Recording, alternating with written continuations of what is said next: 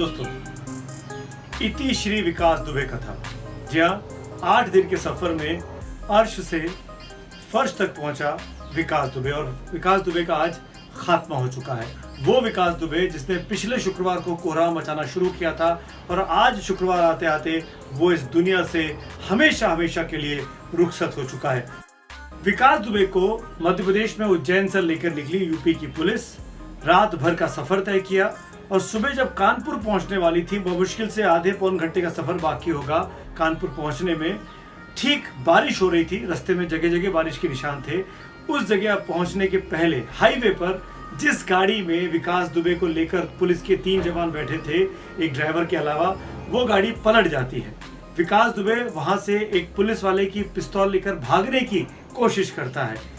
विकास दुबे को कहा जाता है सरेंडर कर दो। विकास दुबे पुलिस पर फायरिंग करता है सरेंडर करने की बजाय, और पुलिस की जवाबी कार्रवाई में वो पहले घायल होता है। उसके पेट में, कमर में गोलियां लगती हैं। फिर पुलिस वाले उसको लेकर भागते हैं और कानपुर के मशहूर हेलेट अस्पताल में लेके जाते हैं, लेकिन वहां पर he was brought dead. Doctor उसको मृत घोषित कर देते हैं। ये पूरी कहानी जो मैंने आपको सुनाई इस इनकाउंटर की, ये यूपी की पुलिस की कहानी है। यानी वो विकास दुबे जिसने पिछले शुक्रवार को 2 और 3 जुलाई की दरमियानी रात को अपने घर में रेड डालने वाली या उसको पकड़ने आने वाली पुलिस की 3 टीमों पर जानलेवा हमला किया, जिसमें 8 पुलिस वाले शहीद हुए और जिसको तो दुर्दांत तरीके से मारा विकास दुबे और उसके साथियों ने, खासकर सीओ देवेंद्र मिश्रा को। वो पूरी कहानी आपने सुनी। वो कह रहा था कि देवेंद्र मिश्रा से मेरी दुश्मनी थी। देवेंद्र मिश्रा बार बार कहते थे कि मेरी एक टांग टूटी है तो वो मेरी दूसरी टांग भी सीधी कर देंगे। इसी चक्कर में जब उसको गोली मारी देवेंद्र मिश्रा को विकास दुबे के गुर्गों ने, तो पैर पर मारी और पैर में कई गोलियां मारी, जिससे लगा कि पैर उनका बम से उड़ गया हो। फिर एक पास से गोली उनके सर में मारी। यानी इस हद तक विभत्स तरीके से उस पूरे हत्याकांड को, जघन्य हत्याकांड को विकास दुबे और उसके साथियों ने अंजाम दिया करीब पौना 1 घंटे के अंदर। और फिर उसके बाद वो अपने उस गांव से भाग जाता है, बिकरू गांव से, जहां पर ये पूरा हत्याकांड हुआ। 7 दिन तक भागता है, फरीदाबाद चला जाता है। पहले 2 दिन कानपुर के शिवली में रहता है, शिवली से फरीदाबाद आता है, फरीदाबाद से वो उज्जैन महाकाल के मंदिर पहुंच जाता है। और महाकाल के मंदिर में मंदिर का एक निजी गार्ड, जिसके पास कोई हथियार भी नहीं होता, एक डंडा छड़ी तक नहीं होती है, वो उसको पहचानता है, उसको पकड़ लेता है। मैं विकास दुबे हूं, कानपुर वाला। वहां से वो भागने की कोशिश नहीं करता है। लेकिन पुलिस की कस्टडी में आने के बाद जब पुलिस की 12-12, 14-14 एसयूवीज आगे पीछे चल रही हैं, एक गाड़ी पलटती है, वो विकास दुबे वाली गाड़ी ही पलटती है। और फिर वो वहां से भागने की भी कोशिश करता है जब उसको पुलिस की पकड़ में, उसके पास कोई हथियार नहीं है।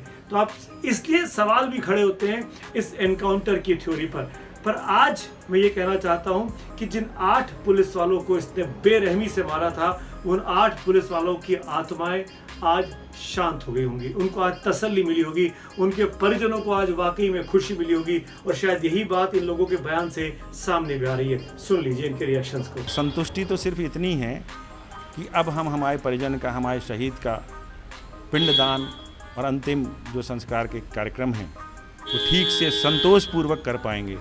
पिंड उनको देते हुए हमारे मन में ग्लानि नहीं होगी कि हत्यारे अभी खुले घूम रहे हैं और हम इनका पिंडदान कर रहे हैं। हाँ, कार्रवाई तो ठीक हो रही, पर पूरी तरह से ठीक नहीं हो रही। ये जितनी जो इनके परिवार हैं, जो दुबे के साथ हैं, साथी है, और जो नेता लोग हैं, कोई भी हो इसके साथ अपराधी हैं, उनको भी सारे को दंड दिया जाए और उसकी अच्छी तरह से जानकारी से CBI जांच की जाए, किसका हाथ है किसका नहीं है, इसमें छानबीन करके पूरी तरह से हमें तब संतुष्टि मिलेगी।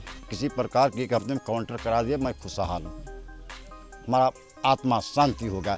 ऐसे ही इसी प्रकार के जितने दुष्ट हैं, दुष्टों की सजा कड़ी से कड़ी देना। तो जिन लोगों ने सबसे अधिक खोया था, जिन्होंने अपने परिजनों को उस एनकाउंटर में 2 और 3 जुलाई को खो दिया था, वो विकास दुबे के मारे जाने पर इस कथित तौर पर जो विपक्ष कह रहा है कि फर्जी एनकाउंटर किया है, उस पर कोई सवाल नहीं खड़े कर रहे हैं। इनफैक्ट कानपुर की जनता जो वहां इकट्ठा हुई एनकाउंटर साइट पर, उसने तो नारेबाजी की पुलिस के पक्ष में, पुलिस जिंदाबाद के नारे लगाए कि एक दुर्दांत व्यक्ति का, एक दुष्ट व्यक्ति का इसी तरीके का अंत होना चाहिए था। और वो उस बात को लेकर जनता पुलिस की वाहवाही कर रही है। पुलिस प्रशासन जिंदाबाद, पुलिस प्रशासन जिंदाबाद, पुलिस प्रशासन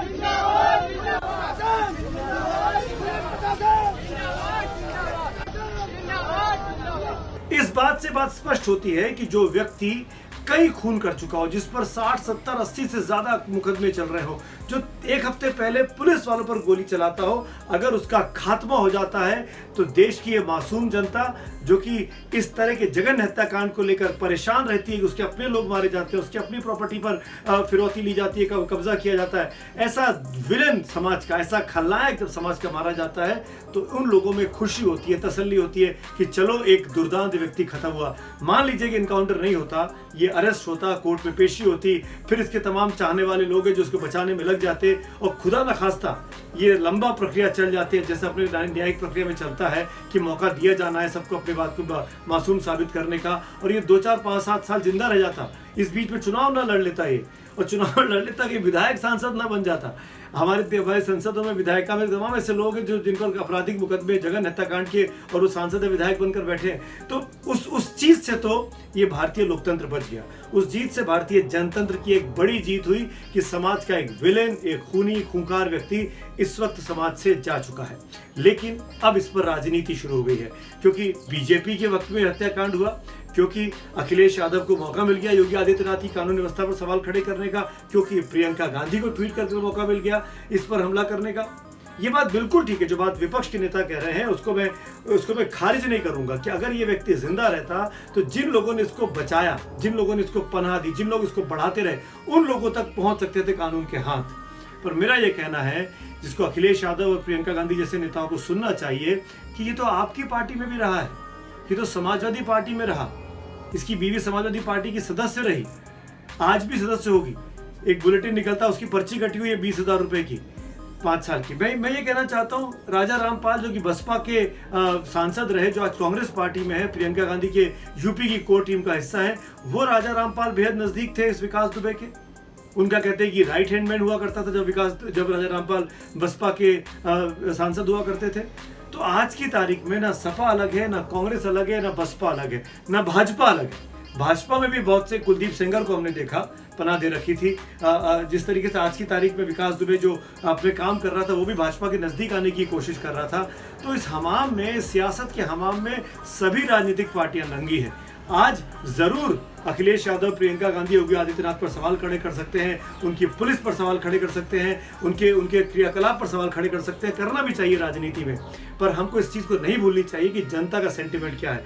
आम जनता को लग रहा है, जो कि खासतौर पर सबसे अधिक प्रभावित रही है, जो प्रताड़ित रही है इसके खौफ से, विकास दुबे नाम के खूंखार खलनायक के खौफ से, वो खुश है, वो बधाइयां दे रही है, वो जिंदाबाद कह रही है।